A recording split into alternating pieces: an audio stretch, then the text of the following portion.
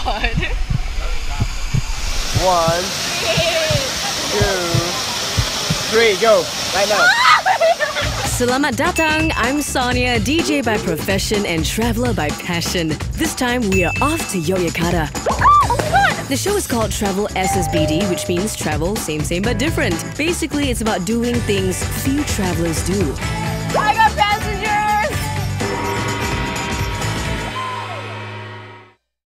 Since I'm booking my own flight again on AirAsia, I decided to get the best seat on the plane, cause why not treat myself once in a while? Traveling is so comfortable in the hot seat. Hot seats are the way to go to get that extra legroom. We are officially in Jogja!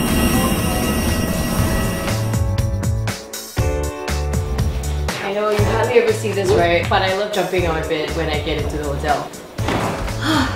We are here, we just jetted around to Yogyakarta, never been here before. We're gonna go on an adventure very soon and I will find out, I guess right now, what we're about to do. Get buzzed. Has it got to do with insects or bees? Because I will get the person who planned that. So the very first day, we actually did something quite hipster. Horse is right next to me. Horse is right next to me. We went to a roadside cafe. In their terms, it's actually a bench with this really cool guy making the kopi. It's called Kopi Jos. Isn't it charcoal? I'm not really sure about this. But he says it's delicious and it's good for you and it's healthy, so I must try it. It's good. I like the burnt smell. Being the only foreigner there, after my kopi joss, I was serenaded. So romantic. He ignored me! Okay. Satay tay tay. If you know me by now, you know I love a good spread. Check this out. Gorgeous, delicious food all on one table. It's all mine. And then this is for the crew. The camera guy, the sound guy, and the producer. The next morning, we had a really early call time at 6 a.m. Why? Now it's so early, it's so early. Gotta feed some ducks. I don't know, duck my life. Wow!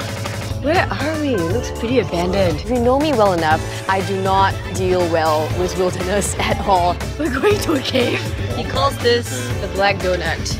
I do not know whether we should call it that. We had to take sort of like a little tire looking thing. Wait, no, wait, you're pushing me right now? Like right now? We are about to go into the cave. It's dark in there. I'm a bit scared.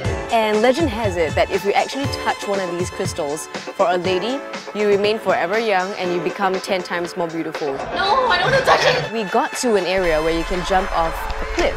Should I take on the challenge? Yes, I should. Okay, which means you have to come with me too. No. You have no choice. Okay. 1, 2, 3, right now. It was such an adrenaline rush.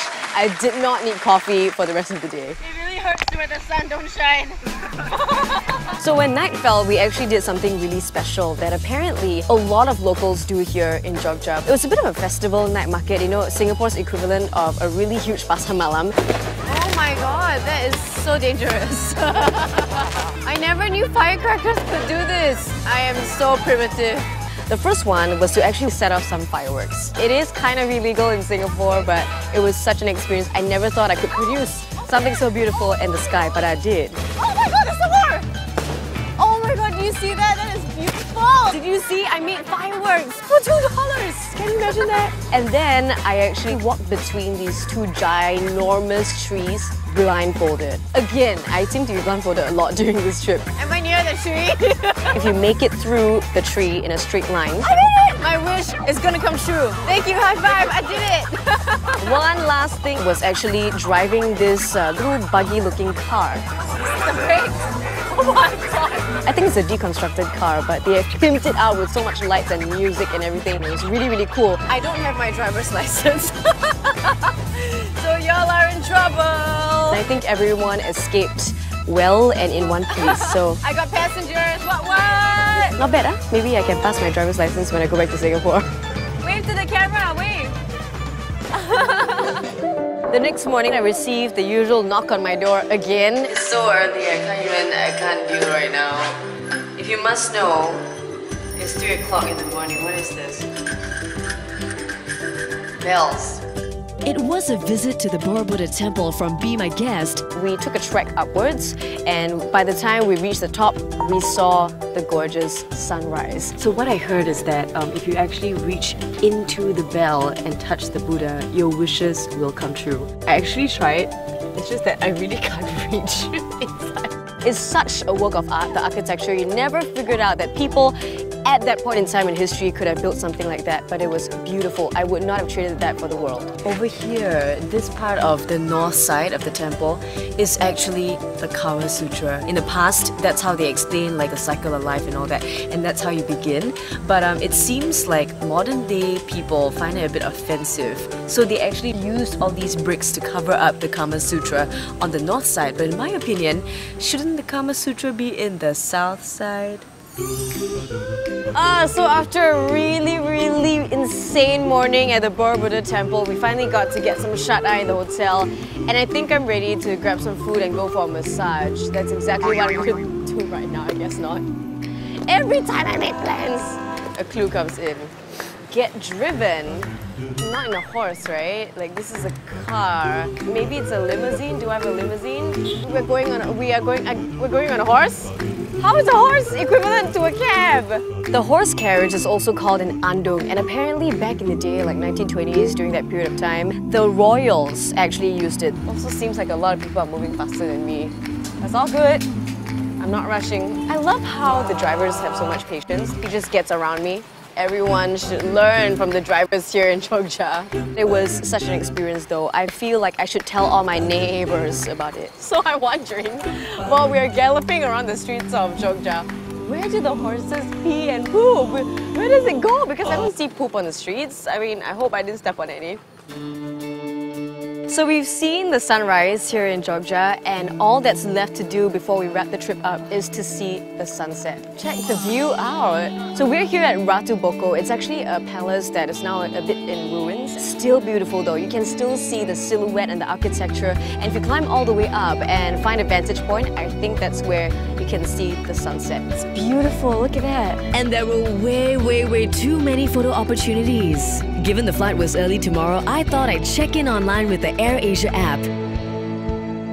Tikam Tikam is actually a bonus upgrade, so seeing how we've already experienced so many things in Jogja, I don't know what upgrade to expect. Maybe it's food related again. Nevertheless, it's meant to be good, so I can't wait to find out what it is. Since the previous time I picked A, I'm gonna go with B. So, what's B? My bonus upgrade this time is a night at the ballet. But first, dinner time. Now, if you want to watch more than 2 genres of movies in the same play, watch this. They had action, murder, comedy, romance, all packed in one play. And it was really cool because at some point, there was fire involved. Look at that. I think I've immersed myself in a lot of culture this time. Yogyakarta is so different. It's got a bit of more of a gentle sort of feel, very graceful, and I have to say, it's one of the most beautiful places I've ever been. Where can you actually find the sunrise and the sunset in the same place with a gorgeous location? This is the place to be. You gotta come down.